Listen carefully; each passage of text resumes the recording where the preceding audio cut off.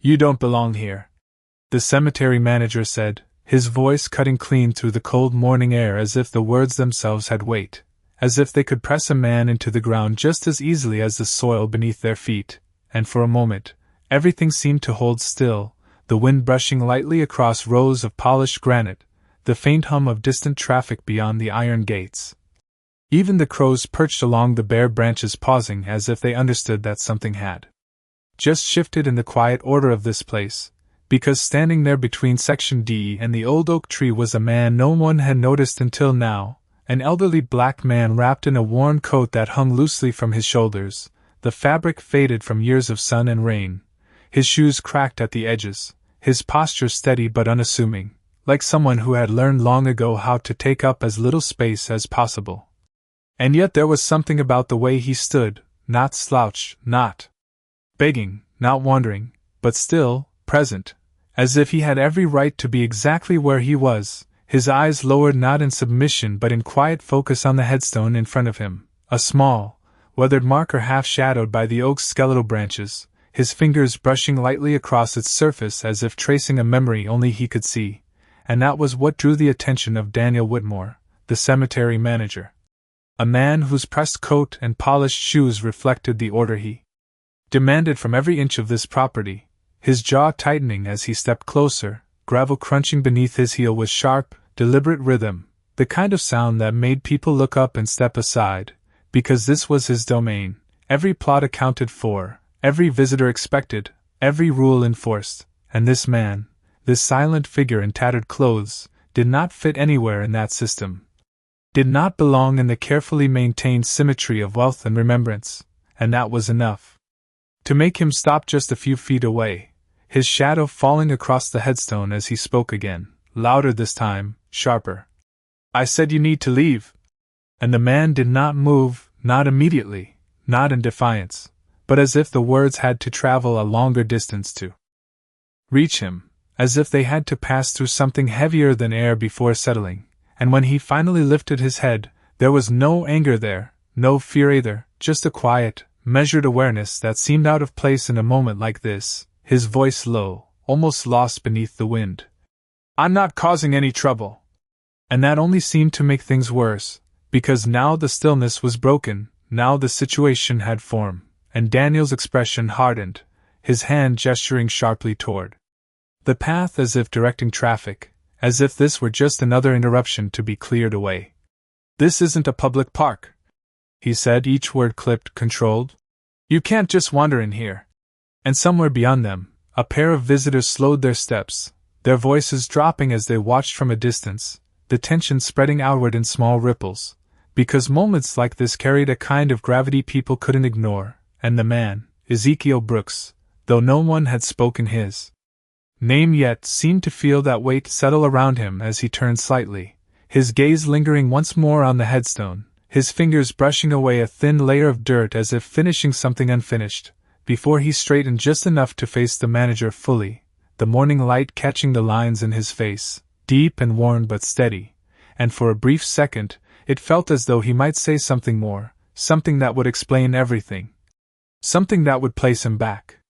into the order this place demanded, but instead, he remained silent, and that silence, more than anything, seemed to provoke what came next, because Daniel Whitmore was not a man who tolerated unanswered authority, not here, not on ground he controlled, and as he reached for his phone, already dialing, already turning a quiet moment into an official one, the sound of sirens in the distance began to rise, faint at first,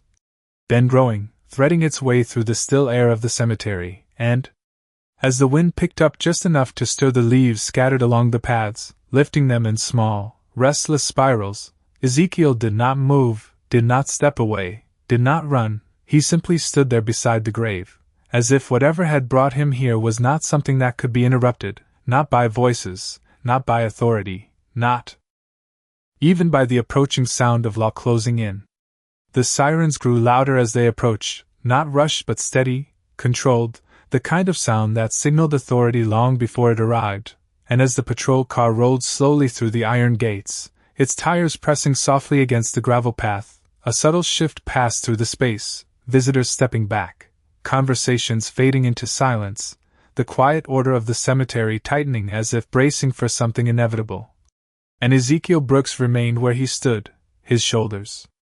relaxed beneath the weight of his worn coat, his hands now resting at his sides, not clenched, not raised, simply still, as though he had already accepted whatever was coming, while Daniel Whitmore straightened slightly, his posture sharpening with the arrival of reinforcement, his expression settling into something more confident, more certain, like a man whose authority had just been validated. And when the officers stepped out of the vehicle, their presence carried that same measured calm. Not aggressive, not hurried, but firm in the way they scanned the scene, their eyes moving from the manager to the elderly man and back again, reading the situation without a word at first, one of them adjusting his hat slightly as he approached, his voice even, professional. "Sir, what seems to be the issue here?" And Daniel wasted no time, his tone controlled but edged with irritation. "He is trespassing, refuses to leave, and has been loitering around private plots." His hand gesturing briefly toward Ezekiel as if presenting evidence that needed no further explanation, and the officer nodded once, turning his attention fully now to the man by the grave, his gaze not unkind but assessing, as if searching for signs of threat, instability, anything that might escalate the situation, but there was none, only an older man standing quietly among the dead. His presence oddly composed in contrast to the tension surrounding him, and for a moment, there was a pause, a small pocket of stillness where the wind carried the faint scent of damp earth and fallen leaves, and the officer spoke again, a little softer this time. "Sir, can you tell me what you are doing here today?" And Ezekiel lifted his head slightly, meeting the officer's eyes with a calm that felt almost misplaced, his voice low, steady. "I am visiting," he said, and the simplicity of the answer seemed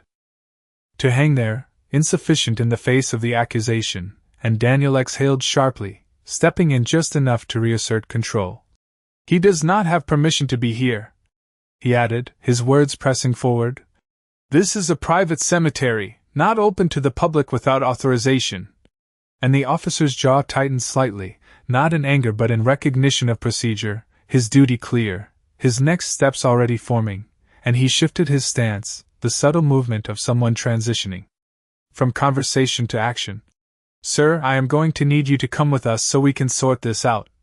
he said, his tone still even, still measured, but now carrying the weight of instruction rather than request, and Ezekiel did not resist, did not question, he simply nodded once, a small motion that seemed to carry more understanding than the words around him, and as the officer reached for his wrist, guiding his hands gently together, the cold metal of the handcuffs catching the pale morning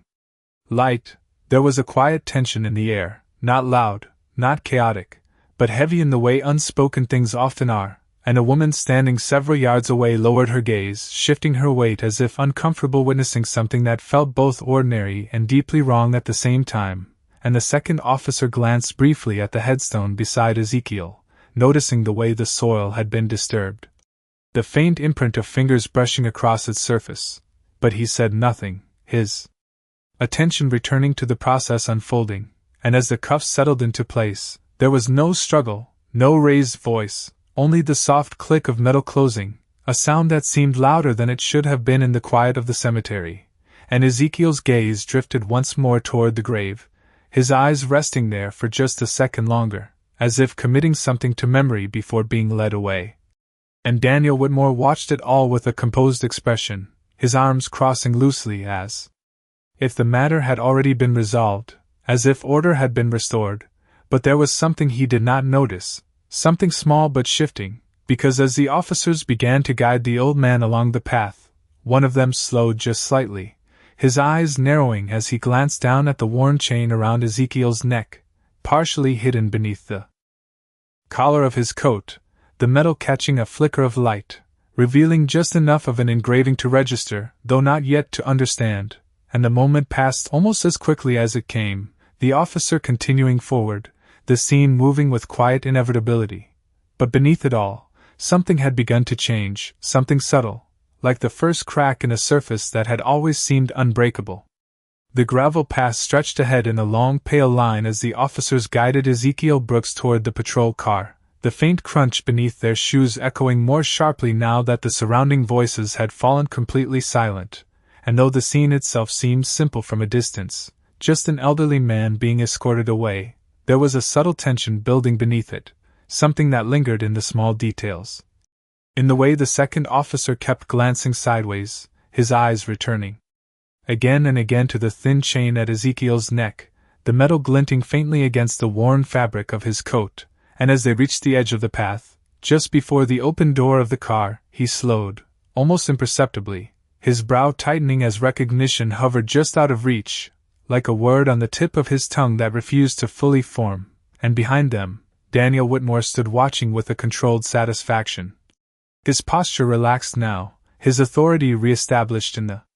quiet order of the cemetery, yet his gaze flickered once toward the headstone Ezekiel had been standing beside, the disturbed soil, the faint imprint of touch, and for a moment, something unsettled brushed against him, something he dismissed just as quickly as it appeared, because it did not fit into the structure he relied on, the rules he enforced, the belief that every person belonged in a clearly defined place, and Ezekiel, in his worn coat and silent presence, had never fit into that system, not from the moment he was first seen, and as the officer reached for the car door, preparing to guide him inside, Ezekiel spoke again, not loudly, not urgently, but with the same quiet steadiness that had marked every word he had said so far. "That grave should not be disturbed," he said, his eyes lifting slightly, not toward the officers, but past them, back toward the oak tree and the headstone resting beneath it, and the words seemed to drift through the air rather than cut through it, soft but deliberate, and the first officer paused just long enough to register them, his expression shifting in a way that suggested he was unsure whether to ignore the statement or question it, while Daniel's voice came quickly in response, sharper now. "That is not your concern," he said, stepping forward just enough to reclaim the moment, to keep it moving in the direction he had already decided, and yet the second officer did not move right away, his attention caught again by the chain, this time noticing the small pendant resting just beneath the collar, a simple piece, worn with age, its edges softened by time, and without thinking, he reached out slightly, not to grab, not to intrude, but to see, to confirm what his mind was beginning to suggest, and Ezekiel did not pull away, did not react, he simply stood as he had before, allowing the moment to unfold. And as the pendant shifted into clearer view, the engraving caught the light fully for the first time, a name etched into the surface, precise, deliberate, unmistakable, and the officer's breath seemed to catch for just a fraction of a second, his posture stiffening as recognition finally settled in, not loud, not dramatic, but heavy in its quiet certainty, and he stepped back slightly, his eyes moving from the pendant to Ezekiel's face, studying him now with a different kind of attention.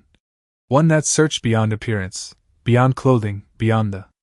assumptions that had shaped the past few minutes, and though he said nothing yet, the shift was there, subtle but undeniable, and it rippled outward in small ways, in the way his partner glanced at him, sensing the hesitation, in the way the air seemed to hold again, just like it had at the beginning, as if the moment were preparing to turn, and Ezekiel remained still through it all, his gaze calm, his expression unchanged,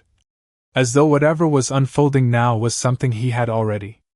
accepted long before anyone else had begun to understand, and behind them, the oak tree stood unmoving, its branches casting thin shadows across the headstone, the name on its surface still partially obscured by the layer of dirt that had not yet been fully cleared, waiting, like everything else, for the truth to settle into place. The shift did not come with a sound, not at first, but it moved through the moment like a change in pressure, subtle yet undeniable, as the second officer's hand lowered slowly from the pendant and his posture straightened in a way that no longer matched the situation they had assumed they were handling, his eyes lingering on Ezekiel Brooks with a new focus, one that no longer saw just an elderly man in worn clothes but something layered beneath, something that did not belong in the narrative that had been constructed only minutes before, and the first officer noticed it immediately, the hesitation, the pause that did not align with routine procedure, his gaze flicking between his partner and the man in front of them, reading the shift without fully understanding it yet, while Daniel Whitmore stepped forward again, his patience thinning, his voice sharper now. "Is there a problem, officer?" he asked, the question edged with expectation, as though the answer should already be obvious, as though the situation should already be resolved. But the second officer did not respond right away, his attention still fixed on Ezekiel, his mind moving through recognition, through memory, through something that connected the name he had just seen to a place he had not expected to find it, and when he finally spoke, his voice had changed, not louder, not softer, but steadier in a different way. "Sir," he said, addressing Ezekiel directly, "can you tell me your full name?" And the question hung in the air, simple in structure but heavy in implication, and Ezekiel met his gaze without hesitation, without any sign of confusion or resistance, his voice calm as ever. "Ezekiel Brooks," he said, each syllable clear, measured, leaving no room for misinterpretation, and something in the officer's expression tightened, not in doubt but in confirmation, as if a piece of a puzzle had just locked into place, and he exhaled slowly, his eyes shifting briefly toward his partner before returning to Ezekiel, and Daniel let out a short breath of disbelief, shaking his head slightly. "That does not change anything," he said quickly, stepping closer as if to regain control of the situation slipping from his grasp. "He is still trespassing."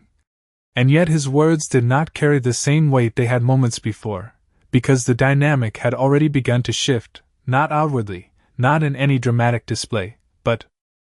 in the subtle realignment of attention, of authority, of understanding, and the second officer turned slightly toward Daniel now, his posture no longer deferential but firm in a different way. "Sir, we are going to need a moment,"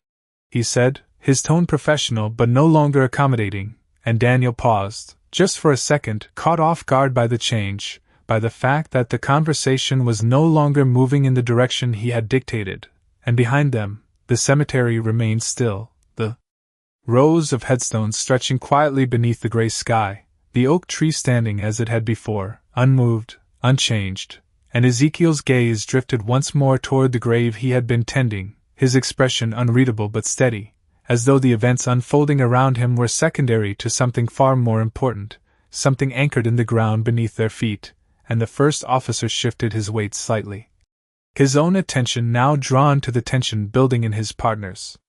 stance, sensing that something significant had just surfaced, something that required more than routine handling, and the second officer reached for his radio, not urgently, not with alarm, but with intention, his fingers pressing the button as he spoke quietly into it, requesting a name verification, his voice controlled, precise, and as he released the button, the silence that followed felt heavier than before, stretching across the small space between them, filling the gaps left by unanswered questions, and Daniel Whitmore stood there, his arms no longer as relaxed as they had been, his certainty beginning to fracture in small, almost imperceptible ways, because for the first time since this began, he was no longer the one directing the outcome, and Ezekiel Brooks, still standing with quiet composure, seemed to embody that shift without effort, without declaration. Simply by being exactly who he was, exactly where he stood.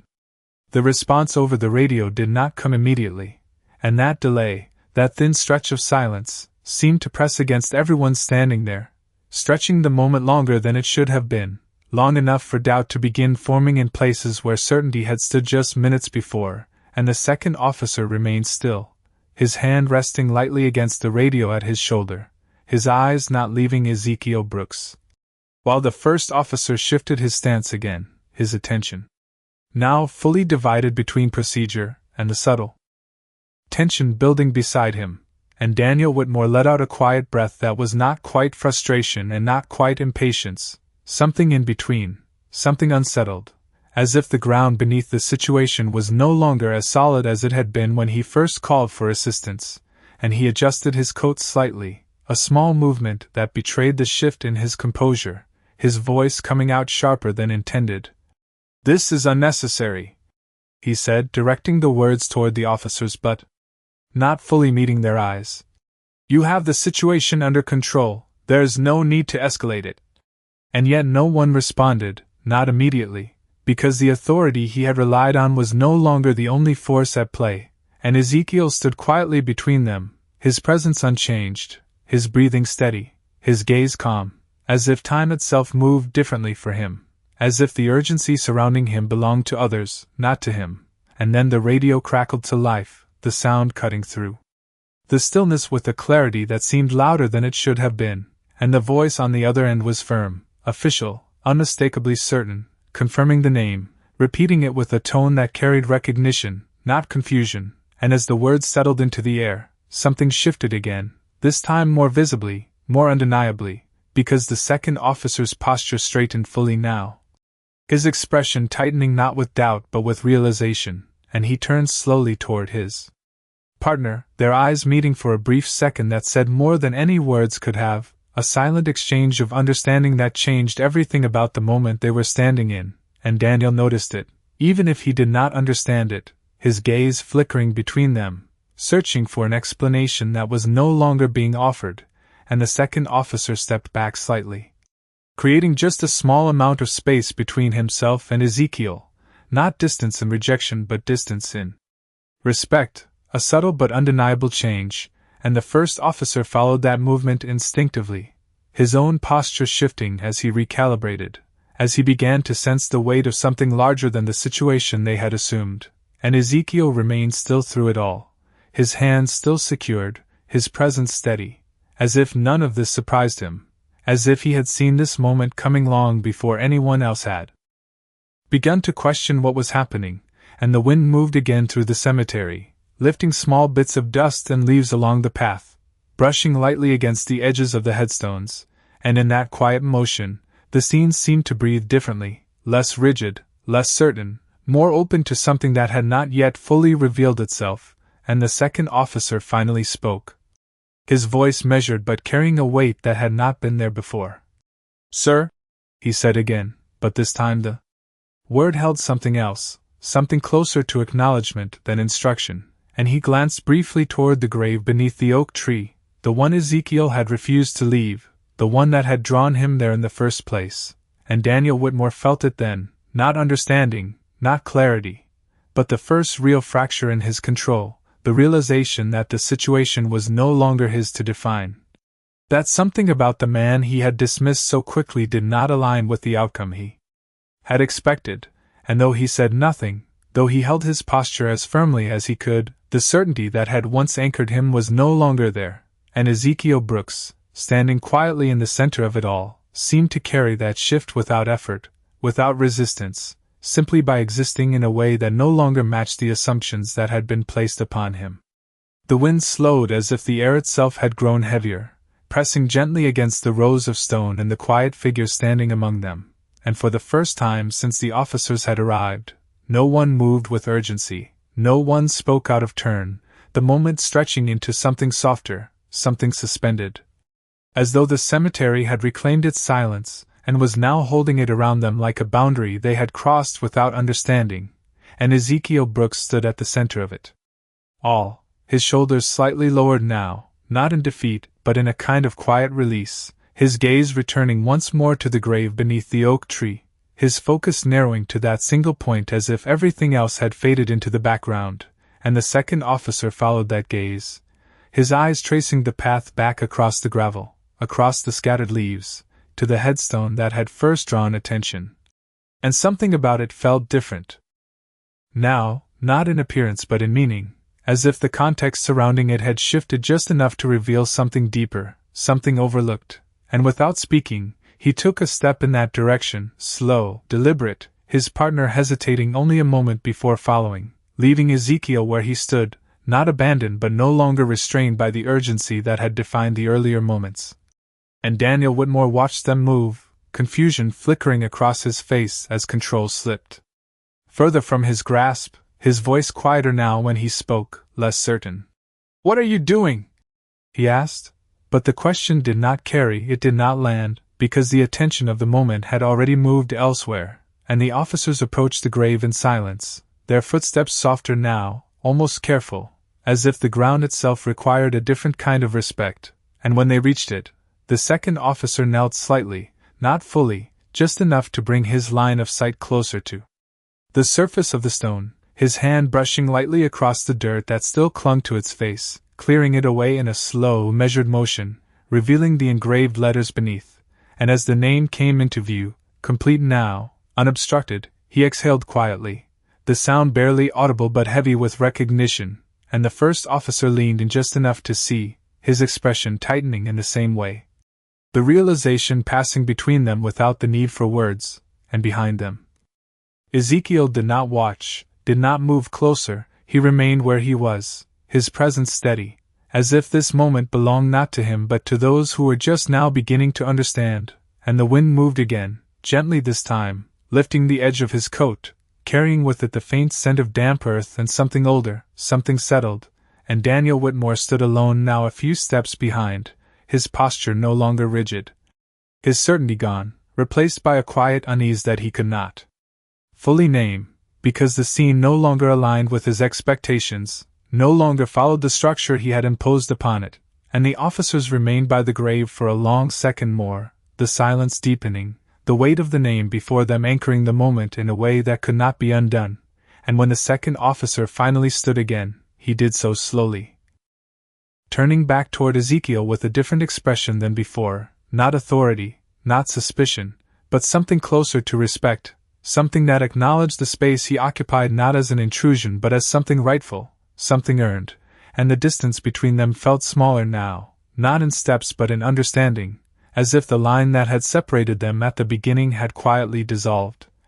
leaving behind only the truth of what stood before them, and Ezekiel Brooks, still silent, still composed, seemed to carry that truth without needing to speak it, his presence alone enough to shift the weight of everything around him.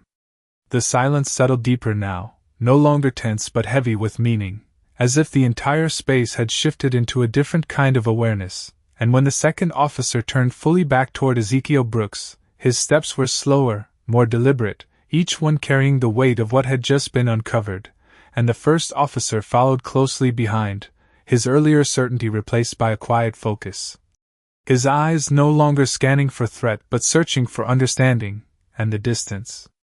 between them closed not with urgency but with intention, until they stood once again before the man they had been preparing to remove. Only now nothing about the moment felt the same, and the second officer reached forward, his hands careful, steady, as he unlocked the cuffs, the soft metallic click sounding different this time, not final but corrective, like something being undone rather than enforced. And Ezekiel did not move immediately, did not pull his hands away quickly, he simply allowed the motion to complete, his wrists lowering slowly, naturally, as if the restraint had never defined him to begin with, and the officer stepped back slightly, his posture shifting again, not retreating but creating space, and when he spoke, his voice carried a quiet respect that had not been there before. "Sir, I apologize," he said, the words simple, direct, but grounded in something deeper than obligation, and the first officer nodded once, echoing that same understanding without needing to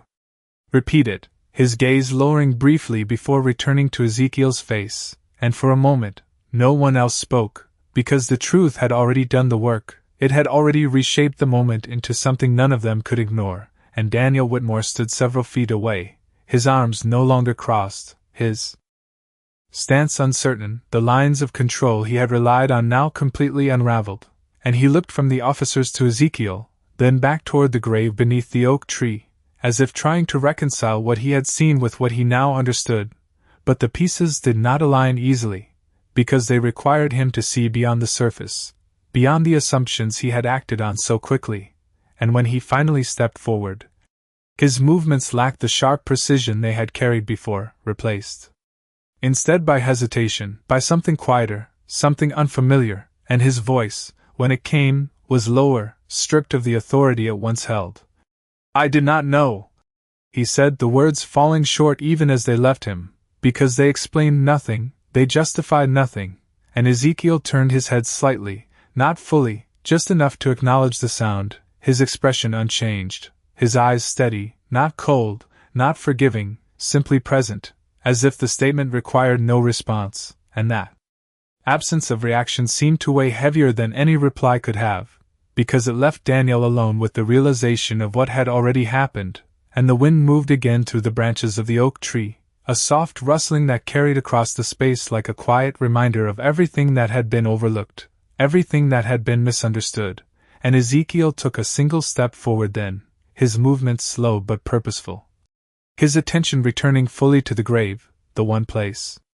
that had never shifted, never changed, even as everything around it had, and the officers watched him go without interruption, without question, their role in the moment now transformed from enforcers to witnesses, and as Ezekiel reached the headstone once more, he lowered his hand gently, brushing away the last traces of dirt that remained along its edge, revealing the name beneath with quiet care, and though no one spoke,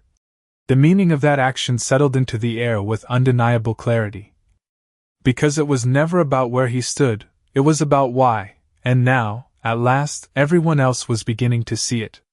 Ezekiel's hand moved slowly across the surface of the headstone, his fingers tracing the carved letters with a care that felt almost reverent, as though each motion carried years within it, years that no one else standing there could see or fully understand, and the wind softened again, the air settling into a stillness that seemed to wrap itself around the moment, holding it in place, while behind him the officers remained quiet, their presence no longer imposing but observant, their roles changed not by instruction but by realization, and Daniel Whitmore stood where he was, the distance between him and the grave now feeling greater than the few steps that separated them.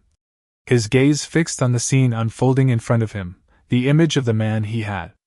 dismissed so quickly now reshaped into something entirely different, something that carried weight, history, and a kind of dignity that could not be undone by the events of the morning, and he shifted his stance again, uncertainty settling deeper into his posture, his hands no longer finding a place to rest comfortably, because the structure he had relied on had been stripped away, leaving him with nothing but the truth of what he had failed to see, and when he finally took a step forward, it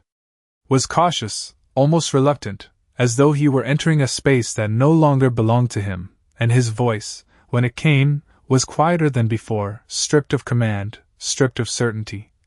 "I thought you were just passing through," he said, the words hesitant, searching for meaning even as they were spoken, and Ezekiel did not turn immediately, his attention still resting on the stone, his fingers pausing lightly at the edge of the engraving before lowering slowly to his side, and when he did speak, his voice was calm, steady, carrying no trace of accusation. "I never left," he said, and the simplicity of the statement settled into the air with a weight that was difficult to ignore, because it did not just answer the assumption, it dismantled it entirely, and Daniel's gaze dropped slightly, the realization pressing deeper now, because the place he had been so certain he controlled had never truly belonged to him in the way he believed, not in the way it mattered, and the officers exchanged a brief glance, not out of confusion but out of shared understanding, because the truth had already made itself clear in ways that required no further explanation, and Ezekiel stepped back just enough to look fully at the headstone, the name now clean, fully visible, resting quietly beneath the oak tree's shadow, and though no one else spoke it aloud, the connection was there, undeniable, the presence of someone deeply tied to this ground, not by ownership alone but by something far more personal, far more lasting, and the wind stirred again, lifting a few leaves across the path, their movement soft, almost gentle, as if echoing the shift that had taken place, and Daniel stood there, the weight of his earlier action settling over him, not loudly, not dramatically, but in the quiet recognition of what had been wrong, and for a moment it seemed as though he might say more, might try to repair something that had already broken, but the words did not come, because some moments do not allow for easy correction, some truths do not need explanation to be understood, and Ezekiel did not ask for one, did not wait for one, he simply stood there beside the grave, his presence grounded, his attention steady, as if everything that needed to be said had already been spoken through the silence itself, and the officers remained still, their earlier authority replaced by a quiet respect that required no announcement, and the cemetery, once tense with interruption, now felt whole again, its stillness restored not by control, but by the quiet return of something deeper, something that had always been there, waiting to be seen. The air settled into a quiet that felt complete, not empty but full in a way that only came after something had been understood, and Ezekiel Brooks stood beside the headstone with a stillness that no longer needed explanation, his hand resting lightly against the cool surface of the stone as if anchoring himself to something deeper than the moment, something that existed long before the voices, the uniforms, The assumptions that had briefly disrupted the space, and the name carved into the granite remained clear now, no longer hidden beneath dust or shadow, its presence steady beneath the branches of the oak tree, and though no one spoke it aloud, its meaning lingered in the silence, carried in the way Ezekiel's posture softened just slightly, not in weakness but in connection, in remembrance, and behind him the officers stood a few steps back. Their attention no longer fixed on procedure, but on the quiet gravity of what they had witnessed, their earlier movements replaced by stillness, by a respect that did not require words to be understood. And one of them adjusted his stance subtly, removing his hat for just a moment, holding it at his side in a gesture that came not from protocol but from something more instinctive, something human, and Daniel Whitmore remained where he was, the distance between him and Ezekiel now defined not by space but by realization, his gaze fixed on the scene before him. The image of control he had once held dissolving into something far more complex, something that required him to see beyond surface, beyond assumption, and though he did not step closer again, he did not turn away either, as if leaving would mean abandoning the truth that had finally revealed itself to him, and the wind moved gently through the cemetery, carrying with it the faint rustle of leaves, the soft shifting of branches overhead, a quiet rhythm that filled the spaces where words no longer belonged, and Ezekiel lowered his hands slowly from the headstone, his fingers trailing just slightly along its edge before coming to rest at his side, his gaze lingering there for one last moment, steady and calm, before he drew a slow breath, the kind that seemed to settle deep within him, and then, without urgency, without hesitation, he turned and began to walk along the gravel path, his steps measured, quiet, each one carrying him away from the center of the moment but not from its meaning, and no one stopped him, no one called out. Because there was nothing left to question, nothing left to correct, only the quiet acknowledgement of what had already been set in place, and as he passed by the officers, they stepped slightly aside, not as an order but as a choice, creating space where before there had been none, and Ezekiel moved through it without looking up, without needing to, his presence unchanged, grounded in something that no longer required recognition from others to exist, and the patrol car remained where it was, its doors still open. Forgotten now in the shift of events, a silent reminder of how quickly things had been misunderstood, and Daniel Whitmore stood alone for a moment longer, his eyes drifting back to the headstone beneath the oak tree, the name still visible, still present, and something in his expression softened, not fully resolved, not entirely clear, but changed, shaped by a realization that would remain long after the moment had passed, and the cemetery returned to its stillness, the quiet settling back into place as if nothing had happened and yet everything had, and in the distance, the faint sound of footsteps faded along the path, leaving behind only the wind, the trees, and the silent presence of the truth that no longer needed to be spoken.